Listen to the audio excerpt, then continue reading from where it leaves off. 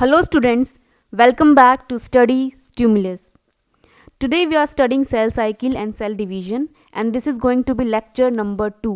lecture number 1 मैंने इस topic के ऊपर ऑलरेडी अपलोड कर दिया है और मेक श्योर करें कि आप lecture 1 जो है देखकर फिर ये वाला lecture शुरू करें, क्योंकि lecture 1 में हमने जो है सेल साइकिल की बेसिक आउटलाइन पढ़ ली है और हमने उसके अंदर इंटरफेस भी कंप्लीट कर लिया है.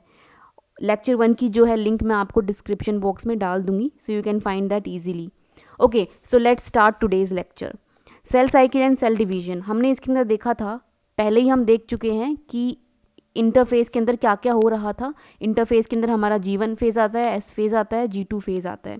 G1 फेज़ के अंदर मेनली सेल की ग्रोथ हो रही थी, S फेज़ के अंदर मेनली जो DNA का रेप्लिकेशन है वो हो रहा था, और G2 फेज़ के अंदर हमारा जितने भी सेल के ऑर्गेनल्स थे वो सारे डुप्लीकेट हो गए थे. इंटरफेस के अंदर तो बेसिकली हमारा सेल प्रिपेयर कर रहा है अपने आप को सेल डिवीजन के लिए. एक्चुअल सेल डिवीजन अभी होना बाकी है, और एक्चुअल सेल डिवीजन कहाँ होता है मैंने आपको बताया था, that is going to take place in M phase.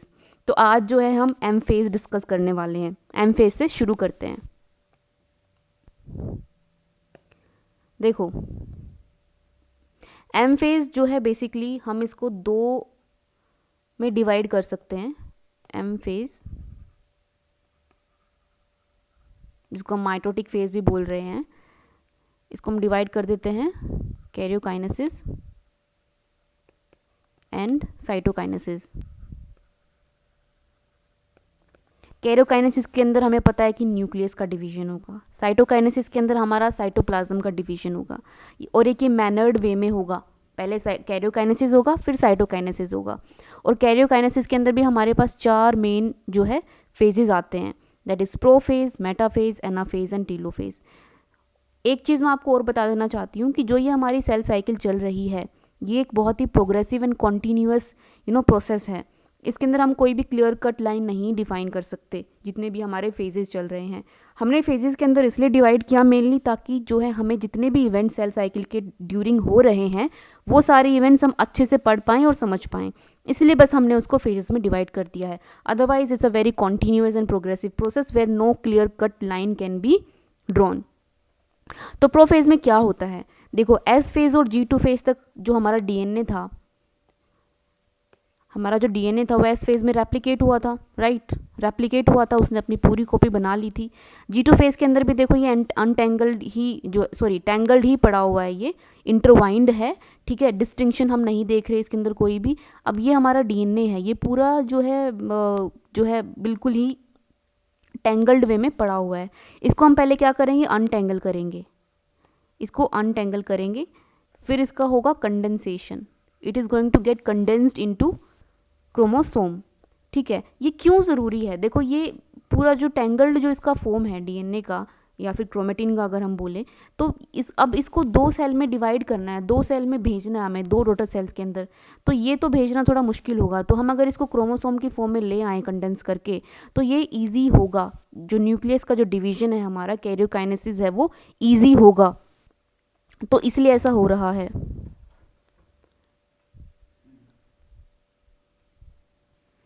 Second जो इसके अंदर पॉइंट है प्रोफेज के अंदर, यहाँ पर देखो लिखा हुआ है. फर्स्ट पॉइंट हमने देख लिया. सेकंड पॉइंट देखो, centrosome which had undergone duplication during interphase, they are going to now move towards opposite pole in the cell. इसके लिए आपको पहले जो है सेंट्रोसोम के बारे में पता होना चाहिए. जो टर्म यहाँ पे यूज़ किया गया है सेंट्रोसोम, व्हाट इज़ दिस बच्चों. देखो सेंट्रोसोम एक सेल ऑर्गेनल है, this is a cell organelle. इसके बारे में हम एक बार देख लेते हैं ताकि आप लोगों को कोई कन्फ्यूजन ना रहे. न्यूक्लियस के पास ये हमारा सेंट्रोसोम है. एस फेज के अंदर, इंटरफेज के अंदर ये जो सेंट्रोसोम था ये ऑलरेडी डिवाइड कर चुका है, डुप्लीकेट हो चुका है. तो अब जो है ये अपोजिट पोल पे मूव करना स्टार्ट कर जाएगा. This is going to move towards the opposite poles of cell. Centrosome को मैं आपको थोड़ा जूम करके दिखाती हूँ. You can see this is a spherical organ, right. यहाँ पर हमारा ये सेंट्रियोल्स होते हैं इसके अंदर, and these centriole are present at 90 degree to each other. अब ये सेंट्रोसोम कैसे हेल्प कर रहा है, मतलब इसका क्या रोल है यहाँ पर, क्यों हम इसको पढ़ रहे हैं, इसका अपोजिट पोल्स पे मूव करना क्यों ज़रूरी है, इसका डुप्लीकेशन होना क्यों ज़रूरी था, और अब जो ये मूव कर रहा है अपोजिट पोल पे उसका क्या रेलेवेंस है. देखो ये जो सेंट्रोसोम है, यहीं से हमारे स्पिंडल फाइबर्स अराइज होंगे, हमारे स्पिंडल फाइबर्स अराइज होंगे। और स्पिंडल फाइबर्स का ही बहुत मेन रोल है इन nucleus division, that is karyokinesis. तो वो हम आगे पढ़ेंगे डिटेल से, बट अभी के लिए आप इतना जान लो कि स्पिंडल फाइबर्स यहाँ से अराइज होंगे and these spindle fibers are going to help us in division of nucleus in our DNA material. All right. यहाँ पर देखो एक चीज़ और बताई गई है एनसीईआरटी में कि हम अगर माइक्रोस्कोप से देखते हैं, सेल साइकिल चल रही है हमारी, लेट प्रोफेज में अगर हम माइक्रोस्कोप से देखें तो जो हमारा जितने भी सेल ऑर्गेनल्स थे, हमारा Golgi complex, endoplasmic reticulum, nucleolus, ये सारे डिसअपियर होना स्टार्ट हो जाएंगे, ठीक है। और जो हमारी न्यूक्लियर एनवेलोप थी वो भी डिसइंटीग्रेट हो जाएगी। जैसे कि आप यहाँ पे देखो अर्ली प्रोफेज के अंदर ये हमारा डीएनए अभी भी यहाँ पर टेंगल्ड है, तो ये अनटेंगल होना स्टार्ट होगा और फिर कंडेंस होना स्टार्ट होगा। और लेट प्रोफेज तक हम देखें माइक्रोस्कोप के अंडर तो हमें कुछ ऐसा स्ट्रक्चर दिखेगा सेल का। यहाँ पे जितने भी सेल ऑर्गेनल्स थे वो सारे डिसअपियर हो चुके हैं और हमारा जो यहाँ पर क्रोमोसोम है बिल्कुल दिखना स्टार्ट हो गए हैं, ठीक है। और जो हमारी न्यूक्लियर एनवेलोप थी वो भी जो है डिसइंटीग्रेट होना स्टार्ट हो गई है, you can see that disintegrate हो गई है, ठीक है। जो सेल ऑर्गेनल्स थे वो डिसअपियर हो चुके हैं, हमारा जो न्यूक्लियर एनवेलोप थी वो डिसइंटीग्रेट होना स्टार्ट हो गई है और हमें यहाँ पर जो क्रोमोसोम विजिबल होना स्टार्ट हो गए हैं, हम देख सकते हैं इस फेज के अंदर क्रोमोसोम देखना चाहें तो। So this was our prophase. The second phase of karyokinesis is metaphase. Metaphase का स्टार्ट ही तब होता है जब न्यूक्लियर एनवेलोप का कंप्लीट डिसइंटीग्रेशन हो जाता है। प्रोफेज में हमने देखा लेट प्रोफेज के अंदर की न्यूक्लियर एनवेलोप जो थी हमारे डिसइंटीग्रेट हो रही थी, और जब न्यूक्लियर ये एनवेलोप जो है हमारी पूरी तरीके से डिसइंटीग्रेट हो जाएगी, that is going to mark the beginning of metaphase. यहाँ पर कंप्लीट डिसइंटीग्रेशन हो जाएगा न्यूक्लियर एनवेलोप का, ठीक है, मेटाफेज के स्टार्टिंग में। देखो मैं आपको कुछ चीज़ें बता देती हूँ ताकि आपको आगे समझने में ईजी रहे। यहाँ पे मैं एक क्रोमोसोम का स्ट्रक्चर बनाती हूँ। ये हमारा क्रोमोसोम है, थोड़ा सा सही बना देते हैं इसको। ये हमारा क्रोमोसोम है, this is centromere, right, this is centromere. ये हमारा सिस्टर क्रोमेटिड्स हैं,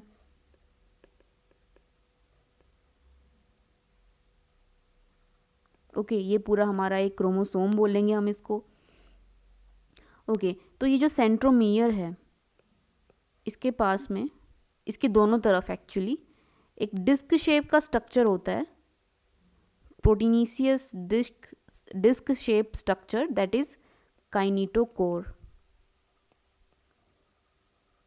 काइनेटोकोर, अब इस काइनेटोकोर का क्या काम है, क्या रिलेवेंस, हम वो देखते हैं।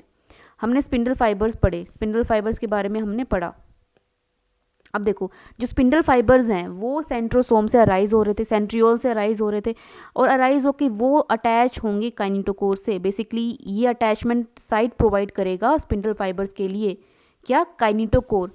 Kinetochore is providing attachment site for spindle fibres. Spindle fibres यहाँ काइनेटोकोर से आके अटैच कर जाएंगे, ठीक है। दोनों तरफ ये सेंट्रोमियर के दोनों तरफ काइनेटोकोर लगे हैं, तो दोनों तरफ ही जो है स्पिंडल फाइबर्स आके अटैच करेंगे। ऑल राइट, ये बात आई होप आप लोगों को क्लियर समझ में आ गई होगी, क्योंकि ये बहुत ज़रूरी है न्यूक्लियर डिवीजन को समझने के लिए। ऑल राइट, तो ये दूसरा ये हो गया हमारा। और हम ये देखते हैं कि जो मेटाफेज है उसके अंदर हमारे जो क्रोमोसोम्स हैं उनकी मॉर्फोलॉजी हम बहुत अच्छे से पढ़ सकते हैं अंडर द माइक्रोस्कोप। अगर हम ऑब्जर्व करें तो क्रोमोसोम को पढ़ने के लिए और उनकी मॉर्फोलॉजी को पढ़ने के लिए, ठीक है, ये सबसे बेस्ट स्टेज मानी जाती है, दैट इज़ मेटाफेज।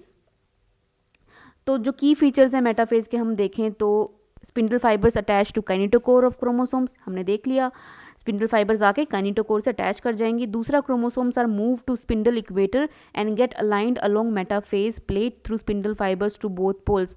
अब देखो ये हमारा जो सेल था पूरा, ठीक है, यहाँ पे ये हमारे सेंट्रियोल से अपोजिट पोल पे चले गए थे ना, यहाँ से हमारे स्पिंडल फाइबर्स निकल रहे थे इनसे, ठीक है। अब ये स्पिंडल फाइबर्स जो है हमारे काइनेटोकोर से आके अटैच कर चुके हैं, काइनेटोकोर से आके अटैच कर चुके हैं। एक स्पिंडल फाइबर इस काइनेटोकोर से, एक स्पिंडल फाइबर इस काइनेटोकोर से, ऐसे ही सेम एक स्पिंडल फाइबर इस काइनेटोकोर से, एक स्पिंडल फाइबर इस काइनेटोकोर से। बेसिकली एक क्रोमोसोम से दो स्पिंडल फाइबर्स अपोजिट पोल से आके अटैच कर रहे हैं एट काइनेटोकोर। यहाँ पर भी एक स्पिंडल फाइबर इस काइनेटोकोर से, एक यहाँ नीचे से आके काइनेटोकोर से अटैच हो गया। तो एक जो है इक्वेटर पे आके जो है सारे जो क्रोमोसोम्स है वो अलाइन हो जाएंगे, और इसी प्लेन को हम बोल रहे हैं मेटाफेजिक प्लेन, मेटाफेजिक प्लेट।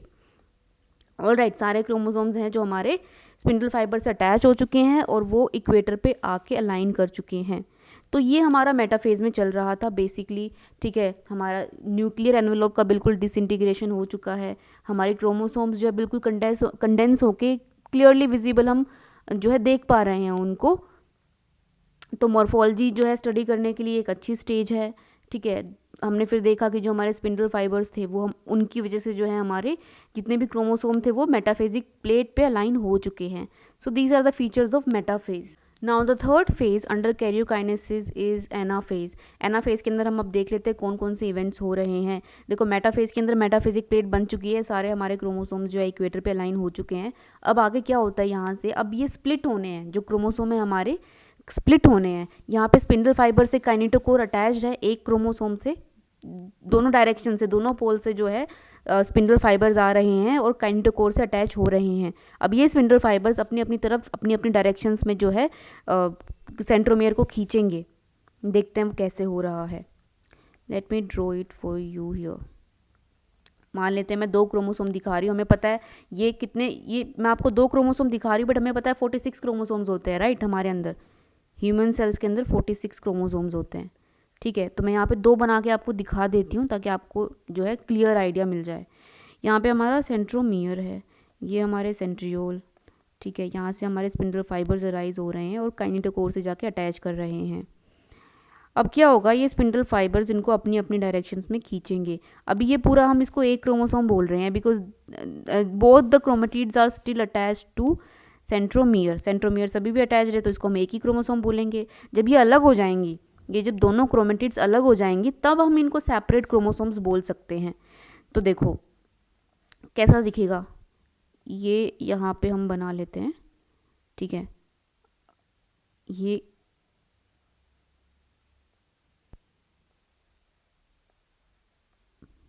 ऐसा कुछ, सॉरी ये मैंने गलत ड्रॉ कर लिया है, let me draw it again.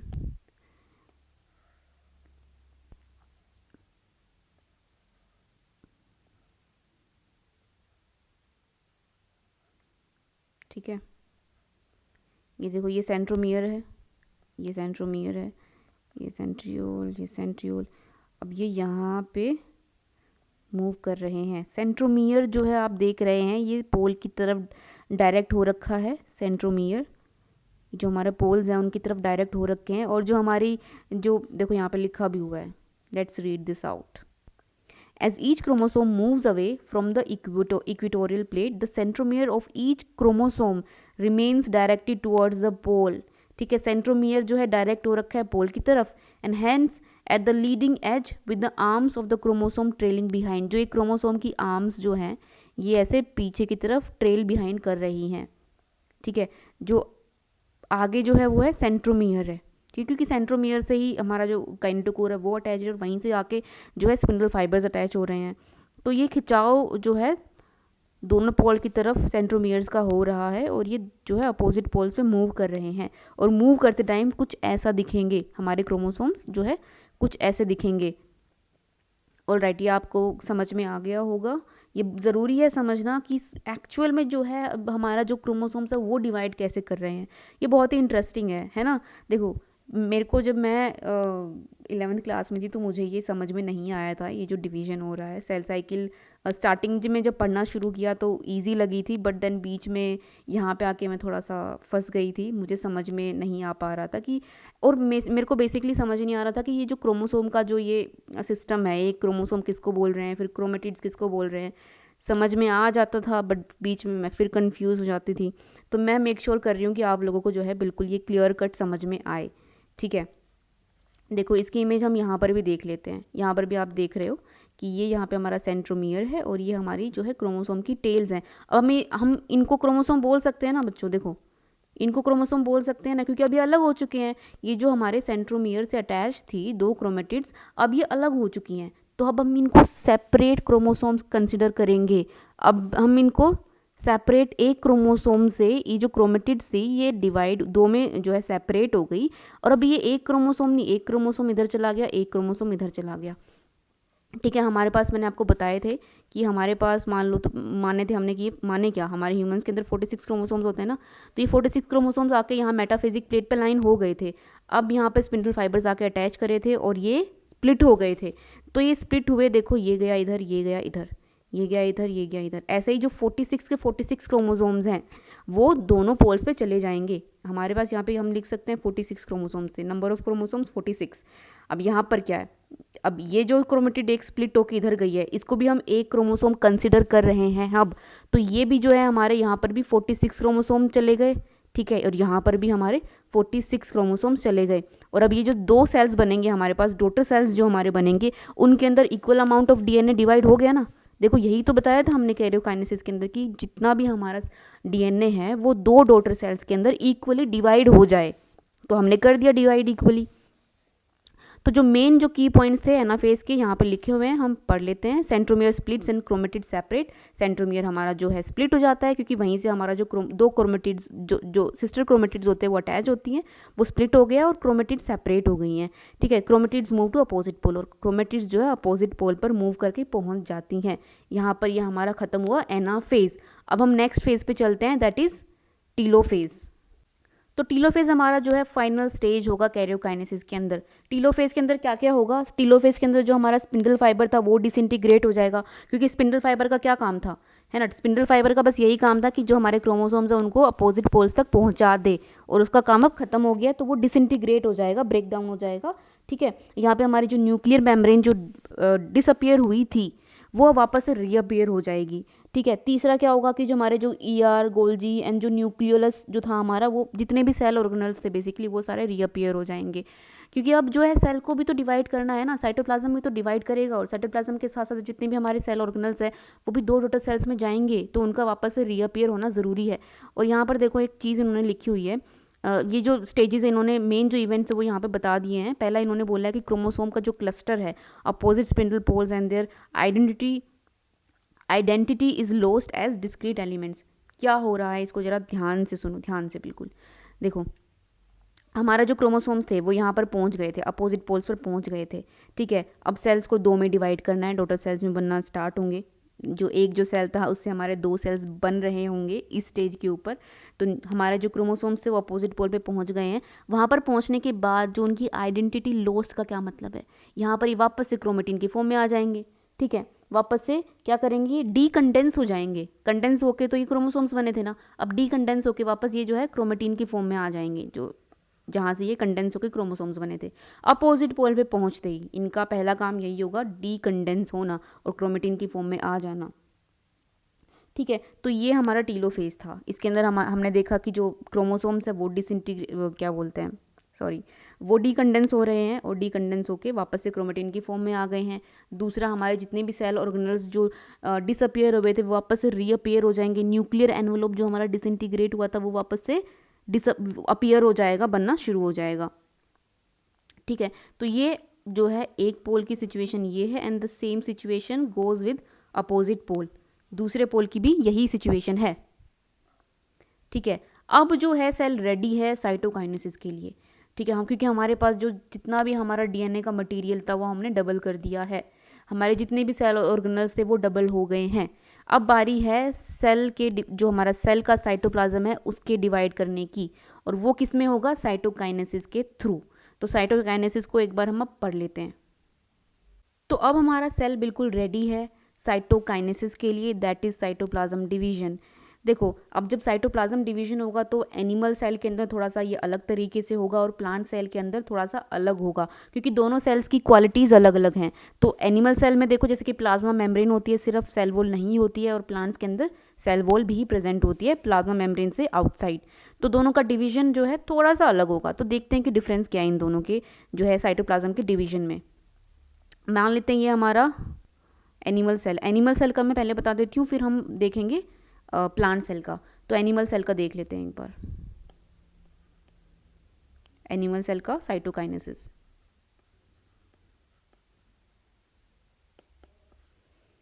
कैसे हो रहा है, मान लेते ये हमारा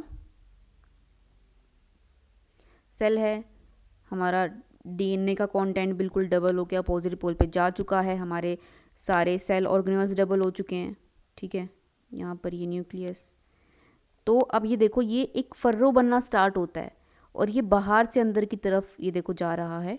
it is going to deepen and deepen with time, और गहरा होता जाएगा ये फर्रो, और ये एंड में आके जो है गहरा होते होते ये एक पॉइंट पे आके मिल जाएगा, और जो ये सेल्स जो हैं ये 2 सेल्स में डिवाइड हो जाएंगे।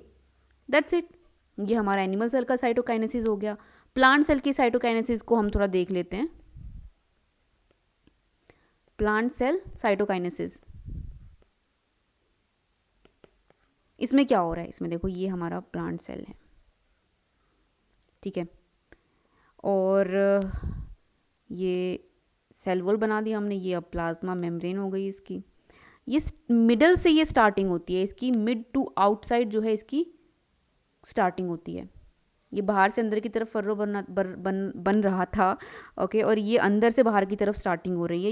ये सेल प्लेट बनती है पहले बीच में, इसको मिडल लैमेला भी बोल सकते हैं, ठीक है, और ये बनते बनते बाहर की तरफ मूव करती है, और ये जो सेल को है 2 में डिवाइड कर देती है, ठीक है। ये यहाँ से ब्रेक ऑफ हो जाएगी। अब यहाँ पर जो है नई सेल वॉल यहाँ पर सेल के लिए बन जाएगी, इधर भी ये जो है नई सेल वॉल बन जाएगी। बेसिकली ये डिवीजन तो मिडल लैमेला की वजह से हुआ है, ठीक है, जो सेल प्लेट जो फॉर्म हुई उसकी वजह से ये डिवीजन हुआ है। तो ऐसे जो है प्लांट सेल का डिवीजन हो जाएगा, प्लांट सेल का साइटोकाइनेसिस हो जाएगा, और ये 2 सेल्स में, 2 डॉटर सेल्स में बट जाएगा।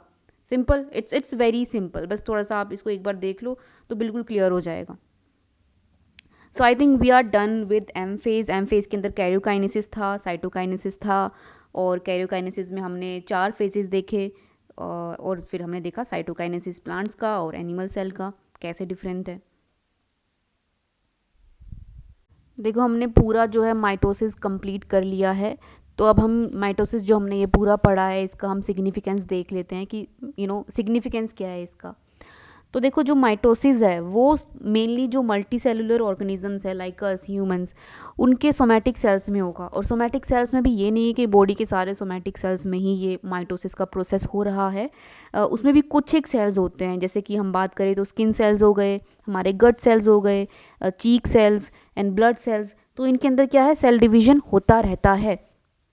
अभी काफ़ी बार रिपेयर के लिए भी होता है कि बॉडी के कुछ टिश्यूज़ जो है डैमेज हो गए इंजरी की वजह से, तो उनको वापस से रिप्लेस करने के लिए तो हम रिपेयर के टाइम पे जो है सेल डिवीजन होगा, वापस से जो है सेल्स बनेंगे, तो वो माइटोसिस के थ्रू होगा।